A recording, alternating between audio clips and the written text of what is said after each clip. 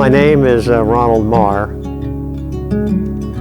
My occupation is retired. The interesting thing about the cottage is that it represents a whole range of histories of LBI as things change.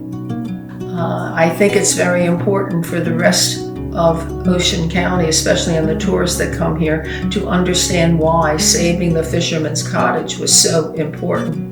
If you have ever toured around Beach Haven, you'll find out that we have the great big houses that were owned by Baldwin locomotive people, executives, and Pennsylvania Railroad.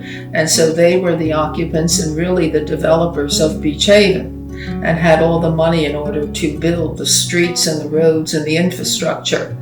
But just as important were the baymen who stayed here. And when the bay froze up and they didn't have any income, they had to do the mason work, the painting, the contracting, and so they really were the ones that really physically built Beach Haven. And so this is a house that is typical of them.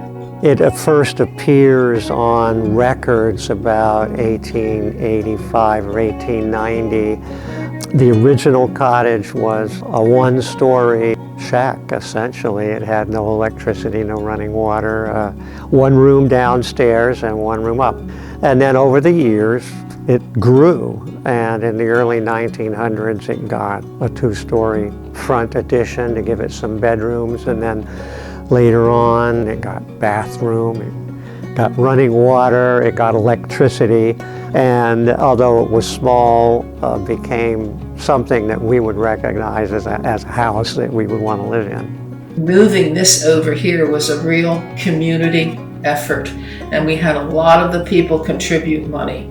And it wasn't easy, but thank the good Lord for the Long Beach Island, Historical Association, we were able to do it. The fundraising process for the cottage went on really for the whole 10 years that we worked on it. And it consisted of events run by restaurants. We probably received another $50,000 or $75,000 of effective donations because of people donating their time or donating their work at cost. My role was basically to organize the entire project. We stripped the siding off. We sheathed the entire structure with 3/4 plywood and then covered it with the yellow cedar that we brought in from Alaska. All the windows were replaced, roof was replaced. We closed in the chimneys, but the structure was moved with the chimneys installed. There was no use of using them anymore because of us putting modern heat and air conditioning in.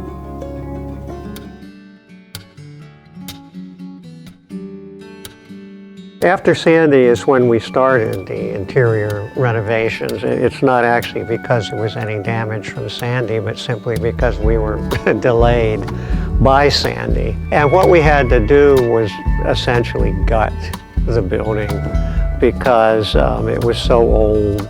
So we took it down to the studs and the rafters and the joists, and had to reinforce many of those because they didn't meet modern code, and then build it from the outside in, so to speak, modern utilities, insulation, drywall, etc. We've saved a very unique original corner stairway that went all the way back to 1880. Unfortunately, everything else had to be replaced, but we replaced it with as close as possible to what the original had been. The cottage is used today as a small museum, decorated with a lot of artifacts pertaining to the fishermen of Long Beach Island. Right now, we have it open for our historic walking tours. I think our biggest satisfaction is having preserved it for another generation. You can't preserve anything forever. Each generation has to carry it on. When people visit the cottage, we hope that they get a better appreciation of how our ancestors lived. I hope it remains the way it is for adults and children to really understand the lifestyle of Long Beach Island.